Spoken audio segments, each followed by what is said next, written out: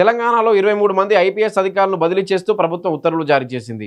హైదరాబాద్ కమిషనర్గా సజ్జనార్ను, హోంశాఖ ప్రత్యేక కార్యదర్శిగా సివి ఆనంద్ను నియమించింది. విజిలెన్స్ అండ్ ఎన్ఫోర్స్మెంట్ డీజీగా శిఖా గోయల్ను నియమించింది. ప్రస్తుతం సిఐడి అదనపు డీజీగా ఉన్న చారు సిన్హాకు, ఏసీపీ డీజీగా, స్పెషల్ ప్రొటెక్షన్ ఫోర్స్ డీజీగా స్వాతి లక్రాకు అదనపు బాధ్యతలు అప్పగించింది. ఆర్టీసీ ఎండీగా నాగిరెడ్డి నియమించింది. ఇంటెలిజెన్స్ డీజీగా Vijay Kumar, civil supply principal సెక్రటరీగా స్టీఫెన్ రవీంద్ర, గ్రేహౌండ్స్ ఆక్టోపస్ అదనపు డీజీగా అనిల్ కుమార్, మల్టీజోన్ 2 ఐజీగా డిఎస్ చౌహాన్, విపత్తు నిర్వహణ ఫైర్ డీజీగా విక్రమ్ మాన్ సింగ్, హైదరాబాద్ నేర విభాగ అదనపు సిపిగా శ్రీనివాసులకు బాధ్యతలు అప్పగించింది.